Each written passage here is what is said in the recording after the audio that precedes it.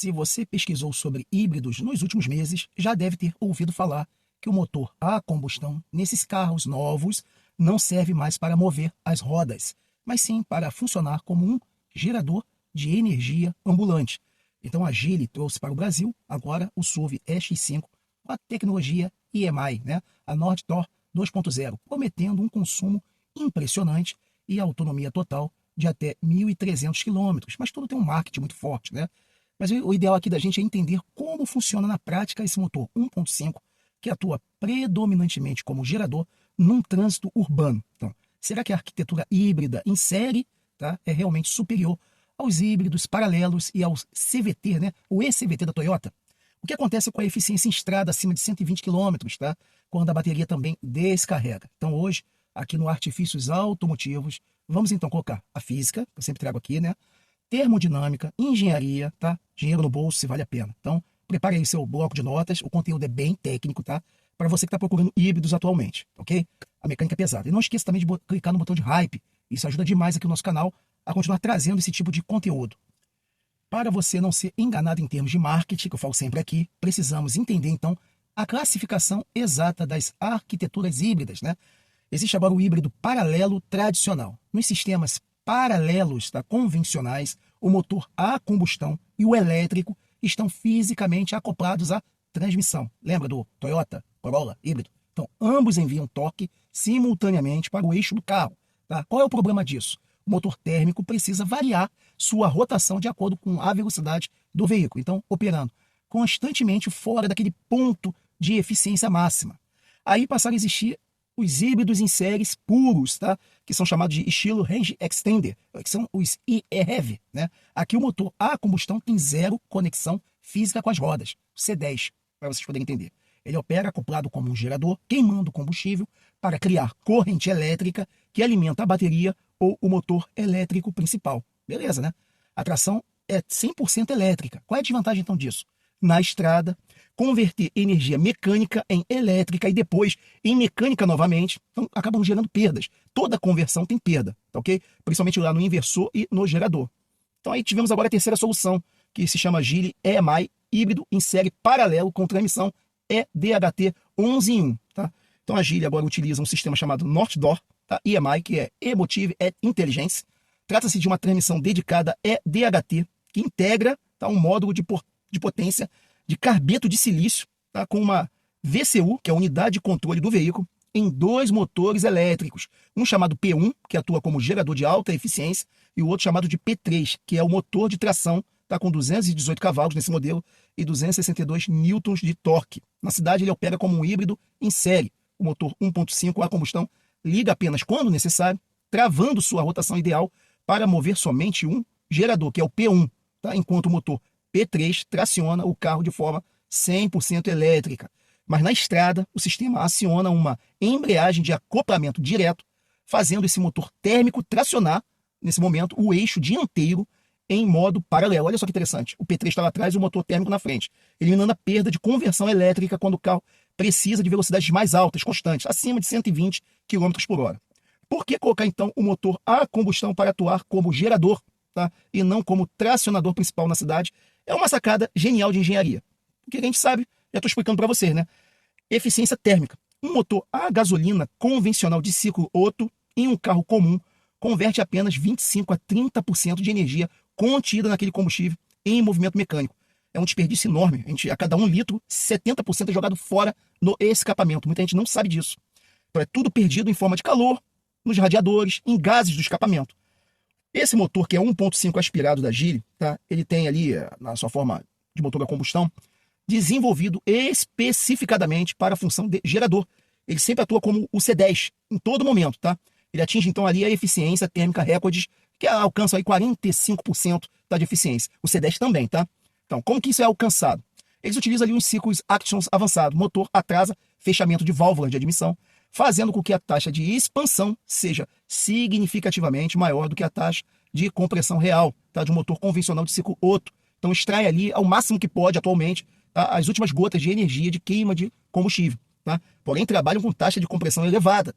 Essas taxas são altíssimas e os sistemas de recirculação de gases de escape, chamados de EGR, de alta pressão, são refrigerados, tá? Então ele queima uma mistura de ar combustível de maneira extremamente limpa, tá? E homogênea. Porém, toda evolução tem um custo. Esses carros são caros para manter, tá? Vamos falar sobre a operação de ponto fixo, tá? Que eles têm um mapa chamado BSFC, tá?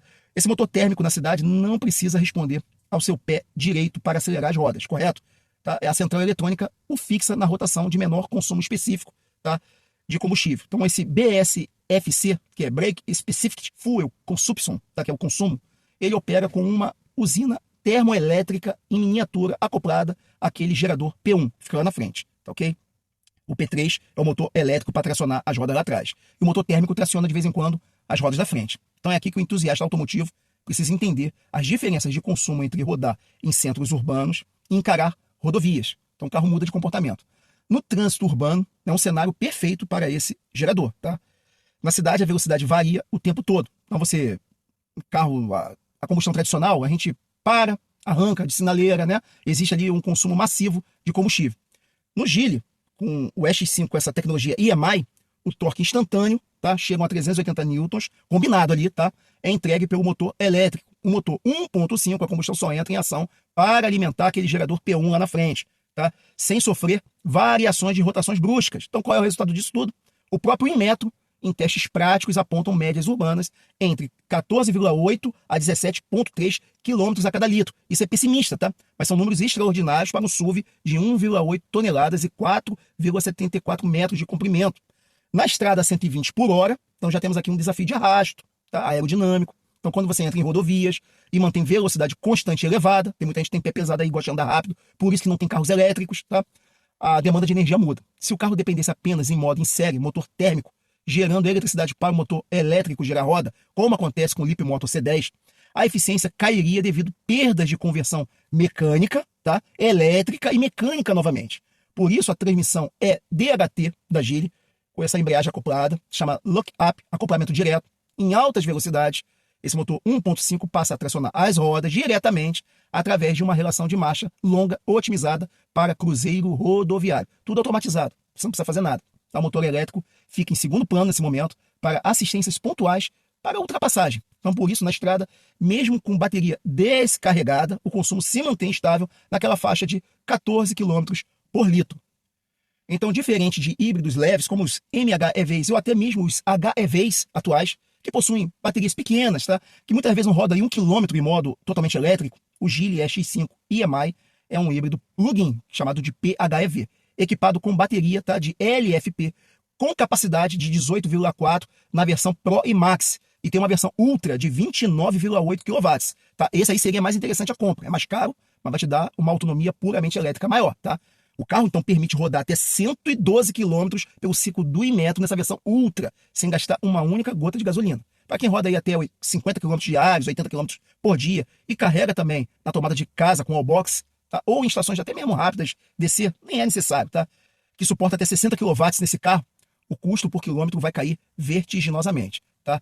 Vamos falar sobre preservação dessa bateria e regeneração inteligente que tem nesse modelo de carro. Baterias LFP integrada ao chassi.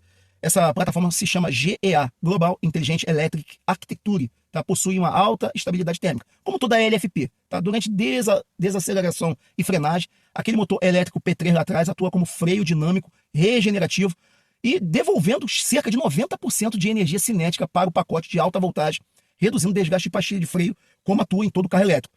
É um bom retorno, tá? 90% está escrito aí no manual do carro. Achei muito interessante isso. E para concluir essa análise e de repente responder dúvidas de vocês, o motor elétrico gerador de arquitetura EMI vale a pena atualmente?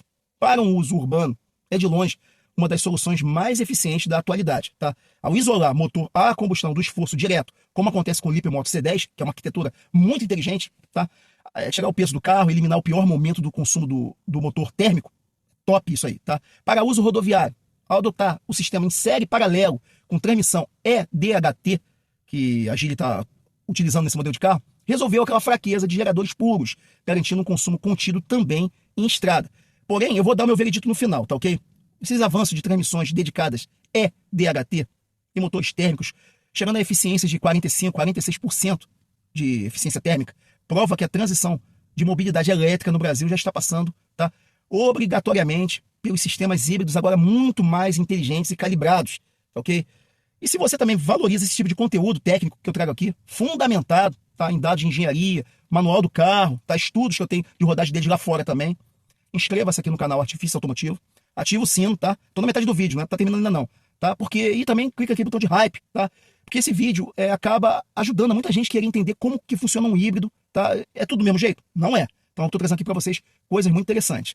Agora, aquela situação sobre veredito sobre carros híbridos, tá? Eu fiz uma ponte direta para o mundo elétrico. E existe sempre aí um tabu e um mito. Quem faz a transição direta para um carro totalmente elétrico nunca mais volta para carro a combustão. Eu sou a prova viva disso. Eu acho que existem casos raríssimos, tá? Toda regra tem exceção. Mas são raros as pessoas que passam para um carro totalmente elétrico e voltam para um carro a combustão. O carro híbrido é uma transição, eu sempre falo aqui para vocês, é uma ponte. Tá? Esses carros são modernos, é top, tá? Eu estudei esse carro aí. Hoje em dia, teriam assim, 2 carros na minha lista, se eu fosse comprar um híbrido, tá? Seria o Leapmotor C10, tá? Ou talvez esse Geely EX5 com essa tecnologia, tá? Mas todo carro tem aquela embreagem acoplada que eu tô falando para vocês. Existem custos, tá? É muito bom sempre para o primeiro dono, talvez ali o segundo dono, tá? Talvez o segundo dono comece a pegar os pepinos, tá? De uma complexidade mecânica enorme que existe nesses carros. É por isso que, às vezes aqui eu sou obrigado a falar sobre mobilidade elétrica, trago a tecnologia para vocês poderem entender de uma forma bem simples, tá? Que talvez até minha filha consiga entender. Mas eu também quero mostrar para vocês a complexidade mecânica que esses carros têm. No futuro, com certeza, um terceiro dono vai começar a pegar aqueles pepinos mecânicos. Uma troca de embreagem dessa não é barata, tá? Talvez possa ter até uma montagem de carros assim no Brasil, mas de qualquer maneira, muita coisa importada, tá ok? Antes de vocês saírem, não esqueça de clicar no botão de hype, eu agradeço demais, tá ok? Link de afiliados para caso você queira algum tipo de acessório aí para vocês aí, caso você já tenham carros ou estão pensando em ter, tá ok? E deixo também sempre mais conhecimento para vocês aqui ao lado, ok? Não custa nada clicar aqui, vai aumentar a capacidade técnica de vocês. Um grande abraço e até o próximo vídeo.